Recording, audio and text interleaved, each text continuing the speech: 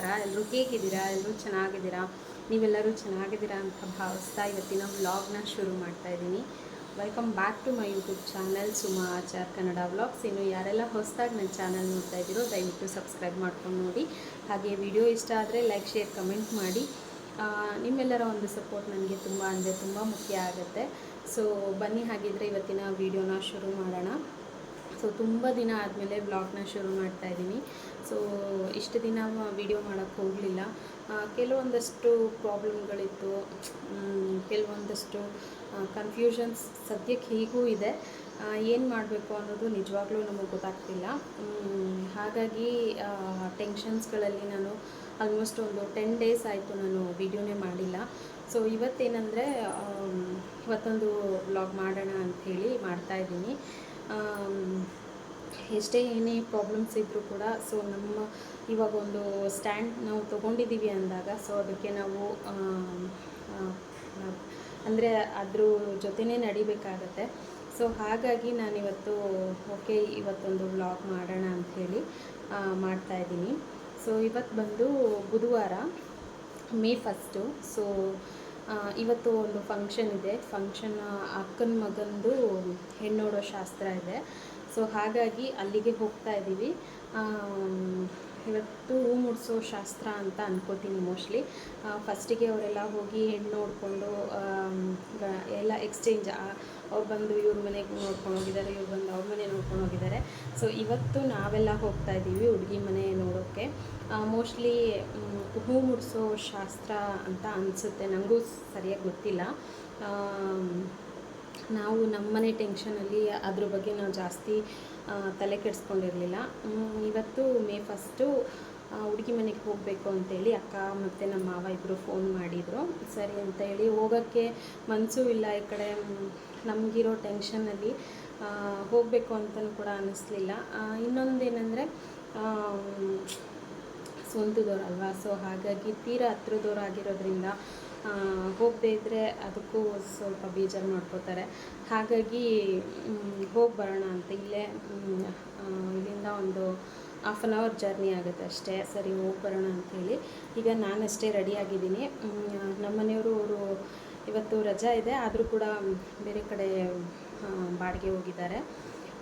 ಈಗ ನಾನು ರೆಡಿಯಾಗಿದ್ದೀನಿ. ಸೊ ನನ್ನ ಮಗ ಬಂದು ಅಮ್ಮನ ಮನೇಲಿದ್ದಾನೆ. ಮೊನ್ನೆ ಊಟ ಹಾಕಕ್ಕೆ ಹೋಗಿದ್ದೆ. ಸೊ ಊಟ ಹಾಕಕ್ಕೆ ಹೋಗಿದ್ದೆ ಶುಕ್ರವಾರ. ಊಟ ಬಂದು ನಂದು ಅಮ್ಮನ ಮನೇಲೇ ಇದೆ. ಹಾಗಾಗಿ ಅಲ್ಲಿ ಊಟ ಹಾಕಕ್ಕೆ ಹೋದಾಗ ಅವನ್ನ ಅಲ್ಲೇ ಬಿಟ್ಟು ಬಂದೆ. ಅವನು ಈಗ ರಜಾ ಇದೆಯಲ್ವಾ, ಸೊ ಒಂದು ವಾರ ಇರಲಿ ಅಂತ. ಅದು ಅಲ್ಲದೆ ಇವಾಗ ಮೇ 4 ಶನಿವಾರ ಅಮ್ಮ ಬಂದು ಇದಕ್ಕೆ ಹೋಗ್ತಾ ಇದ್ದಾರೆ, ಕಾಶಿ ಯಾತ್ರೆಗೆ ಹೋಗ್ತಿದ್ದಾರೆ. ಸೊ ಅಮ್ಮ ಟ್ರಿಪ್ ಹೋಗ್ತಾ ಇರೋದು ನಮಗೂ ಒಂಥರ ಖುಷಿ ಇದೆ, ಆದರೂ ಒಂಥರ ಎಲ್ಲೋ ಒಂದು ಕಡೆ ಭಯ ಇದೆ. ಹಾಗಾಗಿ ಅವ್ರನ್ನೂ ಕೂಡ 4ನೇ ತಾರೀಕು ಕಳಿಸ್ಕೊಡ್ಬೇಕು. ಅವ್ರ ಜರ್ನಿ ಸ್ಟಾರ್ಟ್ ಆಗುತ್ತೆ 4ನೇ ತಾರೀಕಿಂದ. 15 ಡೇಸು ಜರ್ನಿ ಹೋಗ್ತಾ ಇದ್ದಾರೆ, ಟ್ರಿಪ್ ಹೋಗ್ತಾ ಇದ್ದಾರೆ. ಅದು ಕೂಡ ಸ್ವಲ್ಪ ಒಂದು ಕಡೆ ಟೆನ್ಷನ್ನು. ಒಬ್ಬರನ್ನೇ ಕಳಿಸ್ತಾ ಇದ್ದೀವಿ, ಮತ್ತು ಒಬ್ಬರೇ ಹೋಗ್ತಾರೆ, ಮತ್ತು ಅಲ್ಲಿ ತುಂಬ ಬಿಸಿಲಿದೆ. ಬಿಸಿಲಲ್ಲಿ ಏನು ಮಾಡೋದು ಏನೋ ಗೊತ್ತಿಲ್ಲ. ಸೊ ಅವ್ರಿಗೆ ಆರೋಗ್ಯ ಸಮಸ್ಯೆ ಅಂದರೆ ಲೋ BP ಇದೆ, ಅದು ಒಂದು ಭಯ ನಮಗೆ. ಏನು ಮಾಡಬೇಕು ಗೊತ್ತಿಲ್ಲ. ಸೊ ಅದು ಒಂದು ಟೆನ್ಷನ್ನು. ಅಮ್ಮ ತುಂಬ ಆಸೆಪಟ್ಟು ಇಲ್ಲ ಹೋಗ್ತೀನಿ ಅಂತ ಅವರೇ ಧೈರ್ಯ ಮಾಡಿ ಒಪ್ಕೊಂಡಿದ್ದಾರೆ. ಸೊ ಅಲ್ಲಿ ನಮ್ಮಮ್ಮನ ಮನೆ ಹತ್ರ ಪರಿಚಯ ಇರೋರ ಜೊತೆ ಹೋಗ್ತಾ ಇದ್ದಾರೆ. ಅಲ್ಲಿ ಒಂದು 3-4 ಜನ ಪರಿಚಯ ಇರೋರು ಜೊತೇಲಿ ಹೋಗ್ತಾ ಇರೋದ್ರಿಂದ ನಾವು ಸ್ವಲ್ಪ ಧೈರ್ಯವಾಗಿ ಅವ್ರನ್ನ ಕಳಿಸ್ಕೊಡ್ತಾ ಇದ್ದೀವಿ. ಹಾಗಾಗಿ ಈಗ 4ನೇ ತಾರೀಕು ಅವ್ರನ್ನ ಟ್ರೈನ್ ಹತ್ತಿಸ್ಬೇಕು. ಸೊ ಎಲ್ಲ ಒಂದು ಗ್ರೂಪ್ ಮಾಡಿಕೊಂಡು ಹೋಗ್ತಾ ಇದ್ದಾರೆ. ಸೊ ಹೋಗಿ ಬರಲಿ, ಹ್ಯಾಪಿ ಜರ್ನಿ, ಅವ್ರಿಗೆ ಒಳ್ಳೆಯದಾಗಲಿ ಅಂತ ಕೇಳ್ಕೊತೀನಿ. ಸೊ ಹಾಗಾಗಿ ಆ ಒಂದು ಟೆನ್ಷನ್ನು ಮತ್ತು ಇನ್ನೊಂದು ಕೆಲವೊಂದಷ್ಟು ಟೆನ್ಷನ್ ಇದೆ. ಅದೇನು ಅಂತ ನಾನು ಮುಂದೆ ವೀಡಿಯೋಗಳಲ್ಲಿ ಹೇಳ್ತಾ ಹೋಗ್ತೀನಿ. ಯಾವ ಥರ ಡಿಸಿಷನ್ ತೊಗೋಬೇಕು ಅನ್ನೋದು ನಿಜವಾಗ್ಲೂ ನಮಗೆ ಗೊತ್ತಾಗ್ತಿಲ್ಲ.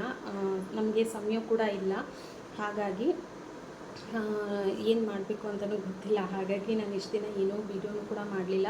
ಮತ್ತು ಅಮ್ಮನ ಮನೆಗೆ ಹೋಗಿದ್ದೆ. ಅಮ್ಮನ ಮನೇಲಿ ಸ್ವಲ್ಪ ಶಾಪಿಂಗ್ ಇತ್ತು, ಅಮ್ಮ ಟ್ರಿಪ್ ಹೋಗ್ತಿದ್ದಾರಲ್ಲ ಅಲ್ಲಿ ಸ್ವಲ್ಪ ಶಾಪಿಂಗ್ ಇತ್ತು, ಮತ್ತು ಅಮ್ಮಂಗೆ ಬ್ಯಾಗ್ ಪ್ಯಾಕ್ ಮಾಡ್ಕೊಡೋದಿತ್ತು. ಸೊ ಅದೆಲ್ಲ ಮಾಡಿದೆ, ಬಟ್ ವೀಡಿಯೋ ಮಾಡ್ಕೊಳಕ್ಕಾಗಲಿಲ್ಲ. ಯಾಕೆಂದರೆ ವೀಡಿಯೋ ಮಾಡ್ಕೊಳ್ಳೋಷ್ಟು ಪೇಷನ್ಸ್ ಇರಲಿಲ್ಲ. ಸೊ ಎಲ್ಲ ಒಂದು ಕನ್ಫ್ಯೂಷನ್ಸಲ್ಲಿ ಆಗ್ತಾ ಇರೋದ್ರಿಂದ ನಾನು ಯಾವುದೂ ವೀಡಿಯೋ ಮಾಡ್ಕೊಂಡಿಲ್ಲ.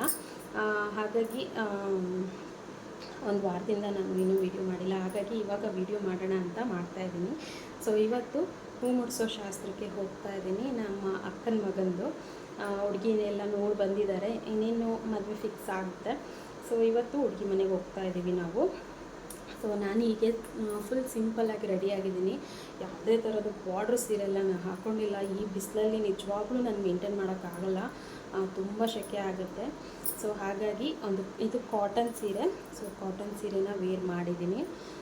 ತುಂಬ ಕಂಫರ್ಟಬಲ್ ಇದೆ, ಬಿಸಿಲಿಗೆ ತುಂಬ ಕಂಫರ್ಟಬಲ್ ಅನಿಸುತ್ತೆ, ತುಂಬ ಮೆತ್ತಗಿದೆ. ಹಾಗಾಗಿ ನಾನು ಈ ಒಂದು ಸ್ಯಾರಿನ ಚೂಸ್ ಮಾಡಿದೆ.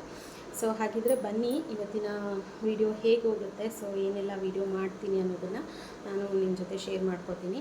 ನನ್ನ ಮಗ ಅಮ್ಮನ ಜೊತೆ ಬೆಂಗಳೂರಿಂದ ಬರ್ತಾ ಇದ್ದಾನೆ, ಅಮ್ಮ ಮಗ ಇಬ್ಬರು ಬರ್ತಾರೆ. ಸೊ ನಾನು ಇಲ್ಲಿಂದ ಒಂದು 1/2 hour ಜರ್ನಿ. ಅವರು ಹಾಗೆ ಡೈರೆಕ್ಟಾಗಿ ಹೋಗ್ತಾರೆ, ಅಲ್ಲಿ ಅವ್ರಿಗೆ ಡೈರೆಕ್ಟು ಬಸ್ಸು ಸಿಗುತ್ತೆ. ಸೊ ಹಾಗಾಗಿ ಅವರು ಡೈರೆಕ್ಟಾಗಿ ಹೋಗ್ತಾರೆ, ನಾನು ಇಲ್ಲಿಂದ ಹೋಗಬೇಕು. ನನಗಿಲ್ಲಿಂದ ಒಂದು 1/2 hour ಆಗುತ್ತೆ ಅಷ್ಟೇ. ಸೊ ಇಲ್ಲಿಂದ ಹೊರಡ್ತಾ ಇದ್ದೀನಿ ಈಗ. ಸಿಂಪಲ್ಲಾಗಿ ಲೂಸ್ ಹೇರ್ ಬಿಟ್ಟಿದ್ದೀನಿ, ಆಮೇಲೆ ಸ್ವಲ್ಪ ಜಡೆ ಹಾಕ್ಕೋತೀನಿ.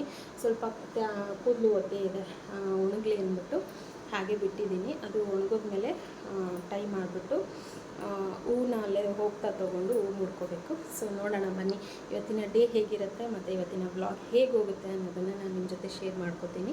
ಬನ್ನಿ ಹಾಗಿದ್ರೆ ಹೊರಡೋಣ. ಸೊ ಹಾಗೆ ಯಾರೆಲ್ಲ ಹೊಸದಾಗಿ ನನ್ನ ಚಾನಲ್ ನೋಡ್ತಾ ಇದ್ದೀರೋ ದಯವಿಟ್ಟು ಸಬ್ಸ್ಕ್ರೈಬ್ ಮಾಡ್ಕೊಂಡು ನೋಡಿ. ಹಾಗೆ ಈ ವಿಡಿಯೋ ಏನಾದರೂ ನಿಮಗೆ ಸ್ವಲ್ಪನಾದರೂ ಇಷ್ಟ ಆಯಿತು ಅಂದರೆ ಪ್ಲೀಸ್ ಲೈಕ್, ಶೇರ್, ಕಮೆಂಟ್ ಮಾಡಿ ಸಪೋರ್ಟ್ ಮಾಡಿ ಅಂತ ಕೇಳ್ಕೊತಾ ಇದ್ದೀನಿ. ಬನ್ನಿ ಹಾಗಿದ್ರೆ ಹೊರಡೋಣ. ನೋಡಿ ಈ ಥರ ರೆಡಿಯಾಗಿದ್ದೀನಿ. ಸಿಂಪಲ್ ಒಂದು ಕಾಟನ್ ಸ್ಯಾರಿನ ಹಾಕ್ಕೊಂಡಿದ್ದೀನಿ. ಇದು ಹೊಲಿಸಿ ನಾನು ಒಂದು ಸಲ ಏನೋ ಹಾಕಿದ್ದೆ ಅಷ್ಟೇ, ಮತ್ತು ಹಾಕಿರಲಿಲ್ಲ, ಹಾಗೇ ಇಟ್ಬಿಟ್ಟಿದ್ದೆ. ನಾನು ಸಾಮಾನ್ಯವಾಗಿ ಎಲ್ಲೂ ಫಂಕ್ಷನ್ಸ್ಗೆಲ್ಲ ಜಾಸ್ತಿ ಹೋಗಲ್ಲ, ಹಾಗಾಗಿ ಒಂದು ಸತಿ ಹಾಕಿ ಹಾಗೆ ಇಟ್ಟಿದ್ದೆ. ಸೊ ಇವಾಗ ತುಂಬ ಬಿಸಿಲಿರೋದ್ರಿಂದ ಇದು ಬೆಟರ್ ಅಂತ ಅನ್ನಿಸ್ತು. ಸೊ ಹಾಗಾಗಿ ಇದನ್ನೇ ಹಾಕ್ಕೊಂಡಿದ್ದೀನಿ. ಈಗ ಇಲ್ಲಿ ಹುಡುಗಿ ಮನೆಗೆ ಬಂದ್ವಿ. ಸೊ ಹುಡುಗಿ ಮನೇಲಿ ಬಂದು ನಮ್ಮ ಕಡೆ ಎಲ್ಲ ಮಾತುಕತೆ ಮಾಡ್ತಾರೆ. ಮೀನ್ಸ್ ಈಗ ಹುಡುಗಿಗೆ ಒಡವೆ ಕೊಡೋದು ಮತ್ತು ಹುಡುಗನಿಗೆ ಒಡವೆ ಕೊಡೋದು. ಸೊ ಇದೆಲ್ಲ ಮಾತುಕತೆ ಆಯಿತು. ಮಾತುಕತೆ ಎಲ್ಲ ಆದಮೇಲೆ ನಮ್ಮ ಕಡೆ ಹೂ ಮುಡಿಸೋ ಶಾಸ್ತ್ರ ಅಂತ ಮಾಡ್ತಾರೆ. ಸೊ ಹೂ ಮುಡಿಸೋ ಶಾಸ್ತ್ರ ಏನಕ್ಕೆ ಮಾಡ್ತಾರೆ ಅಂದರೆ, ಹುಡುಗಿ ನಮಗೆ ನಾವು ಮದುವೆ ಮಾಡ್ಕೊಳ್ಳೋಕ್ಕೆ ಒಪ್ಕೊಂಡಿದ್ದೀವಿ. ಸೊ ಹುಡುಗಿ ನಮ್ಮ ಮನೆಗೆ ಸ್ವಂತ ಅನ್ನೋದಕ್ಕೆ ಹೂ ಮುಡಿಸೋ ಶಾಸ್ತ್ರನ ಮಾಡ್ತಾರೆ. ಸೊ ಈ ರೀತಿ ಹುಡುಗನ ಕಡೆ ಒಬ್ಬರು ಮತ್ತು ಹುಡುಗಿ ಕಡೆ ಒಬ್ಬರು, ಇವರು ಹುಡುಗನ ಕಡೆ ಅವರ ದೊಡ್ಡಪ್ಪ ಅಂದರೆ ನಮ್ಮ ದೊಡ್ಡ ಮಾವ ತೊಗೋತಾ ಇದ್ದಾರೆ. ಹುಡುಗಿ ಕಡೆ ಅವರು ರಿಲೇಷನ್ ಯಾರೋ ಒಬ್ಬರು, ಅವ್ರು ಏನಾಗಬೇಕಂತ ಗೊತ್ತಿಲ್ಲ, ಸೊ ಅವರು ತೊಗೋತಾ ಇದ್ದಾರೆ. ಸೊ ಈ ರೀತಿ ಒಬ್ರಿಗೊಬ್ರು ಹಣೆಗೆ ಫಸ್ಟು ಕುಂಕುಮ ಇಟ್ಟು ಒಬ್ರಿಗೊಬ್ರು ಸ್ವೀಟ್ ತಿನ್ನಿಸಿ, ನಿಮ್ಮ ಹುಡುಗಿ ನಮಗೆ ಒಪ್ಪಿಗೆ ಆಗಿದೆ ಮತ್ತು ನಿಮ್ಮ ಹುಡುಗ ನಮಗೆ ಒಪ್ಪಿಗೆ ಆಗಿದೆ, ಈ ಮದುವೆ ನಮಗೆ ಸಂಪೂರ್ಣವಾಗಿ ಒಪ್ಪಿಗೆ ಇದೆ ಅನ್ನೋ ಒಂದು ಶಾಸ್ತ್ರನ ಮಾಡ್ತಾರೆ. ಸೊ ಅಲ್ಲೂ ಕೂಡ ಹುಡುಗಿ ಮನೇಲಿ ಅವರು ಇರೋದು ಒಂದು ಹಳ್ಳಿ ಆಗಿರೋದ್ರಿಂದ ಹಳ್ಳಿಲಿರುವಂಥ ಎಲ್ಲ ಗೌಡ್ರುಗಳು, ಸೊ ಎಲ್ಲ ದೊಡ್ಡವ್ರನ್ನ ಕರೆಸಿದ್ರು ಅವರು ಕೂಡ. ಸೊ ಅವರು ಎಲ್ಲ ಬಂದಿದ್ದರು. ಸೊ ಅವರ ಎಲ್ಲರ ಸಮ್ಮುಖದಲ್ಲಿ ಈ ಒಂದು ಕಾರ್ಯಕ್ರಮ ನಡೀತು. ಸೊ ಈ ರೀತಿ ಒಂದು ಹೂವಿನ ಮಾಲೆ ಹಾಕಿ ತಟ್ಟೆ ಬದಲಾಯಿಸ್ಕೊಳ್ಳೋದು, ಅಂದರೆ ವೀಳ್ಯದೆಲೆ ಇಟ್ಟು ನಮ್ಮ ಹುಡುಗಿ ನಿಮಗೆ ಒಪ್ಪಿಗೆ ಆಗಿದೆ, ನಿಮ್ಮ ಹುಡುಗಿ ನಮಗೆ ಒಪ್ಪಿಗೆ ಆಗಿದೆ, ನಮ್ಮ ಹುಡುಗ ನಿಮಗೆ ಒಪ್ಪಿಗೆ ಆಗಿದೆಯಾ ಅಂತ ಕೇಳಿ ಒಪ್ಪಿಳಿಯ ತಗೊಳ್ಳೋದು ಅಂತಲೂ ಕೂಡ ಹೇಳ್ತಾರೆ. ಸೊ ಇಲ್ಲಿ ಎಂಗೇಜ್ಮೆಂಟ್ ಮಾಡದೇ ಇರೋ ಕಾರಣ ಈ ರೀತಿ ಒಂದು ಸಣ್ಣ ಕಾರ್ಯಕ್ರಮನ ಮಾಡ್ಕೊತೀವಿ. ಎಂಗೇಜ್ಮೆಂಟ್ ಯಾಕೆ ಮಾಡ್ತಾಯಿಲ್ಲ ಅಂದರೆ, ತುಂಬ ಬೇಗ ಲಗ್ನ ಕೂಡ ಬಂದಿದೆ. ಸೊ ಈ ಜಾನ್ವರಿ 19th ಮತ್ತು 20th ಮದುವೆನೂ ಕೂಡ ಫಿಕ್ಸ್ ಆಯಿತು, ಡೇಟು ಕೂಡ ಫಿಕ್ಸ್ ಆಗೋಯಿತು. ಸೊ ಹಾಗಾಗಿ ಎಂಗೇಜ್ಮೆಂಟ್ ಮಾಡೋದು ಬೇಡ, ಜಸ್ಟ್ ಈ ರೀತಿ ಒಂದು ಹೂ ಮುಡಿಸೋ ಶಾಸ್ತ್ರನ ಮಾಡ್ಕೊಳ್ಳೋಣ ಅಂಥೇಳಿ ಅವರು ಮೊದಲೇ ಎಲ್ಲ ಡಿಸೈಡ್ ಮಾತಾಡಿಕೊಂಡು ಈ ಒಂದು ಪ್ರೋಗ್ರಾಮ್ನ ಅರೇಂಜ್ ಮಾಡ್ಕೊಂಡಿದ್ರು. ಸೊ ಹಾಗಾಗಿ ಎಂಗೇಜ್ಮೆಂಟ್ ಏನೂ ಮಾಡ್ತಾಯಿಲ್ಲ, ಜಸ್ಟ್ ಒಂದು ಹೂ ಮುಡಿಸೋ ಶಾಸ್ತ್ರನ ಮಾಡ್ತಾ ಇದ್ದಾರೆ ಅಷ್ಟೇ. ಸೊ ಇಲ್ಲಿ ನಾವು ಹೇಗೆ ಹೂ ಮುಡಿಸೋ ಶಾಸ್ತ್ರ ಹೇಗೆ ಅಂದರೆ, ನಾವು ಹುಡುಗಿಗೆ ನಾವೇನು ಅರಿಶಿನ ಕುಂಕುಮ ಏನು ತೊಗೊಂಡೋಗಿರ್ತೀವಿ, ಅರಿಶಿನ ಕುಂಕುಮ ಹೂವು ಬಳೆ, ಸೊ ಇದನ್ನೆಲ್ಲ ಏನು ತೊಗೊಂಡೋಗಿರ್ತೀವಿ ಅದನ್ನು ಹುಡುಗಿನ ಕೂರಿಸಿ ಆ ಹುಡುಗಿಗೆ ಅರಿಶಿನ ಕುಂಕುಮ ಕೊಟ್ಟು ಹೂ ಮುಡಿಸಿ ಆ ಹುಡುಗಿ ನಮ್ಮಂತೆ ನಾವು ಮಾಡ್ಕೊಳ್ಳೋದು. ಹೂ ಮುಡಿಸಿದ್ರೆ ಆ ಹುಡುಗಿ ನಮ್ಮನೆ ವಸ್ತು ಅಂತ ಆಗುತ್ತೆ. ಸೊ ನಮ್ಮನೆ ದೀಪ ಹಚ್ಚೋಕೆ ಬರೋ ಅಂಥ ಒಂದು ಹುಡುಗಿ ಅಂತ ಫಿಕ್ಸ್ ಆಗುತ್ತೆ. ಸೊ ಹಾಗಾಗಿ ಈಗ ಹುಡುಗಿನ ಕೂರಿಸಿ ಒಂದು 5 ಜನ ಅರಿಶಿನ ಕುಂಕುಮನ ಇಟ್ಟು ಹುಡುಗಿಗೆ ಶಾಸ್ತ್ರ ಮಾಡುವಂಥದ್ದು. ಸೊ ಈ ರೀತಿ ಪದ್ಧತಿ ನಮ್ಮ ಕಡೆ ಇರುತ್ತೆ. ಇದಾದಮೇಲೂ ಕೂಡ ಎಂಗೇಜ್ಮೆಂಟು ಮಾಡ್ಕೊಳ್ಳೋರು ಕೂಡ ಮಾಡ್ಕೋತಾರೆ. ಅಂದರೆ ತೀರಾ ಮದುವೆ ತುಂಬ ಲಾಂಗ್ ಟೈಮ್ ಆಗುತ್ತೆ ಅನ್ನೋರು ಎಂಗೇಜ್ಮೆಂಟ್ ಕೂಡ ಮಾಡ್ಕೋತಾರೆ ರಿಂಗ್ ಬದಲಾಯಿಸ್ಕೊಂಡು. ಸೊ ಇಲ್ಲಿ ರಿಂಗೆಲ್ಲ ಏನೂ ಬದಲಾಯಿಸಿಲ್ಲ, ಏಕೆಂದರೆ ಲಗ್ನ ಬೇಗ ಬಂದಿರೋದ್ರಿಂದ ಜೂನ್ಗೆ ಲಗ್ನ ಬಂದಿರೋದ್ರಿಂದ ಎಂಗೇಜ್ಮೆಂಟ್ ಎಲ್ಲ ಏನೂ ಬೇಡ, ಒಟ್ಟಿಗೆ ಡೈರೆಕ್ಟಾಗಿ ಮದುವೆನೇ ಮಾಡ್ಕೊಳ್ಳೋಣ ಅಂಥೇಳಿ ಈ ಒಂದು ಸಿಂಪಲ್ಲಾಗಿ ಶಾಸ್ತ್ರನ ಮಾಡ್ಕೋತಾ ಇದ್ದೀವಿ. ಸೊ ಇದು ಬಂದು ನನ್ನ ಅಕ್ಕನ ಮಗ. ಸೊ ನಮ್ಮ ಅಕ್ಕನ ಮಗಂದು ಮದುವೆ ಪ್ರಿಪ್ರೇಷನ್ನು. ಸೊ ಇಲ್ಲಿ ಕೂತಿರೋದು ಬಂದು ಪಾಪು ಹಿಡ್ಕೊಂಡು ಕೂತಿದ್ದಾಳಲ್ಲ, ಸೊ ಅವಳು ಬಂದು ನಮ್ಮ ಅಕ್ಕನ ಮಗಳು. ಅವಳ ಮದುವೆ ಆಗಿ 6 ಇಯರ್ಸ್ ಆಯಿತು, ಒಂದು ಪಾಪು ಕೂಡ ಇದೆ. ಸೊ ಈಗ ಅವ್ರ ಅಣ್ಣನ ಮದುವೆ ಆಗ್ತಾಯಿದೆ, ನನಗೂ ಕೂಡ ಮಗ ಆಗಬೇಕು.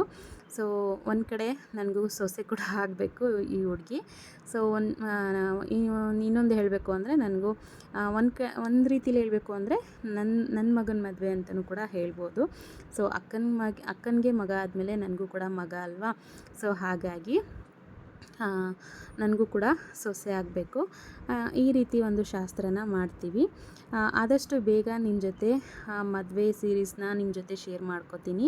ಸೊ ನಮ್ಮ ಕಡೆ ಯಾವ ರೀತಿ ಎಲ್ಲ ಶಾಸ್ತ್ರಗಳು ಮಾಡ್ತಾರೆ, ಮದುವೆ ಎಲ್ಲ ಹೇಗೆ ಮಾಡ್ತಾರೆ ಅನ್ನೋದನ್ನು ನಾನು ನಿಮ್ಮ ಜೊತೆ ಶೇರ್ ಮಾಡ್ಕೋತೀನಿ ಖಂಡಿತವಾಗ್ಲೂ. ತುಂಬ ಬೇಗ ಮದುವೆ ಫಿಕ್ಸ್ ಆಗಿರೋದ್ರಿಂದ ನಮಗೂ ಕೂಡ ಸ್ವಲ್ಪ ಟೆನ್ಷನ್ಸ್ ಇರುತ್ತೆ. ಸೊ ನಮಗೂ ಕೂಡ ಕೆಲಸಗಳಿರುತ್ತೆ. ಸೊ ನಮ್ಗೆ ಏನೇ ಒಂದು ಸಣ್ಣ ಪುಟ್ಟ ಟೆನ್ಷನ್ಸ್ ಇದ್ರೂ ಅದನ್ನೆಲ್ಲ ಮರೆತು ನಾವು ಒಂದು ಒಳ್ಳೆ ಕಾರ್ಯ ನಡೀತಾ ಇದೆ ಅಂದಾಗ ನಾವು ಅದಕ್ಕೆ ಅಂತಲೇ ಒಂದಷ್ಟು ಟೈಮ್ ಕೊಡಬೇಕಾಗತ್ತೆ.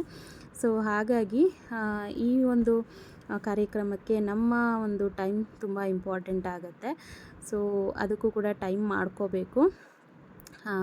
ಆದಷ್ಟು ಶೀಘ್ರದಲ್ಲೇ ಮದುವೆನೂ ಕೂಡ ಆಗುತ್ತೆ. ಸೊ ಹಾಗೆ ನಮ್ಮ ಕಡೆ ಯಾವ ರೀತಿ ಎಲ್ಲ ಶಾಸ್ತ್ರ ಮಾಡ್ತಾರೆ, ಏನೇನೆಲ್ಲ ಮಾಡ್ತಾರೆ ಅನ್ನೋದನ್ನು ನಾನು ನಿಮ್ಮ ಜೊತೆ ಆದಷ್ಟು ನಿಮಗೆ ಶೇರ್ ಮಾಡ್ತಾ ಹೋಗ್ತೀನಿ.